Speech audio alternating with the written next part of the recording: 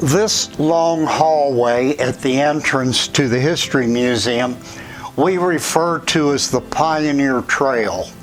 And some of the earliest artifacts are here. The first case largely involves Indians and very early settlers like Meshach Browning. There are a lot of arrowheads, a lot of things. Many found at Friendsville, some found at Swanton, throughout this Garrett County area.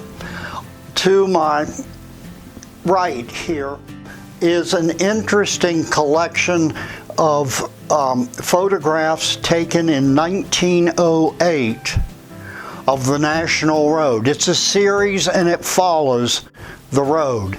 And it is quite a rare series, and we're fortunate to have them all. There are 60 postcard photographs of that. It's called the John Laycock Braddock Road series. As I come down here to the middle of the cabinet, again we deal with early families. Here is a very valuable daguerreotype of the early hunter Meshach Browning. His mother's quilt was made in 1799. We're not sure that it was ever used. It was in immaculate condition when we got it, and it was donated to us by one of the first ladies of Maryland, who is descended from the Meshach Browning family, Francis Hughes Glendenning. Also, the Drain family is recognized here, and the Glotfelty family, and some of the earliest events in the county. The bear trap belonged to the great hunter Meshach Browning, and it's down in the bottom part. Here's an interesting map of Deer Park done on cloth, and it's very interesting. We have a lot of early maps. We have a lot of family reunion photographs all out in this area. I'm at the back of the hallway at the entrance to the History Museum. This display case has an awful lot of toys and dolls. But I want to call attention to what is on top of it. A local wood carver did a fabulous amount of folk art involving carnivals and circus and all. His name was Bernie Ravitz.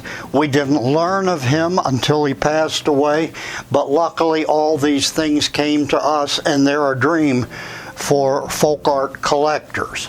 Some early family photos are here. We have many quilts displayed on all these benches.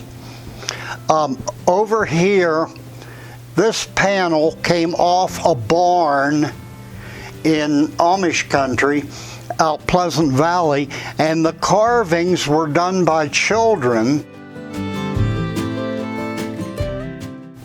and they involve General Gordon of the Civil War. We have an alphabet here. We have other Civil War personages and soldiers. It's quite an interesting piece, and it was really the siding of a barn. Up here in this center segment, a lot of what is here involves churches in Garrett County, and again, many more quilts.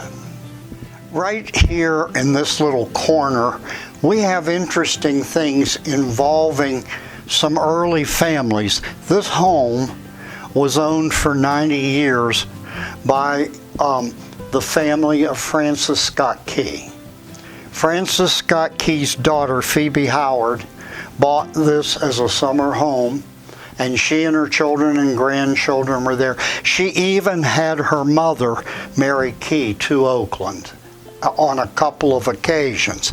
The house was torn down probably in the 60s. It was pretty ramshackle then, but there are other key family artifacts here, including, I think, this table. The developer of Oakland was Colonel Isaac McCarty, and here is Isaac McCarty. Here are some letters of the McCarty family, and of course McCarty started the Methodist Church in Oakland, and so Bob Rodehaver has done 3 paintings here of 3 stages of the church. And we think, we're pretty sure, this basket was woven by a slave of the McCarty family. They left here and moved out to the Midwest, but they actually started this town.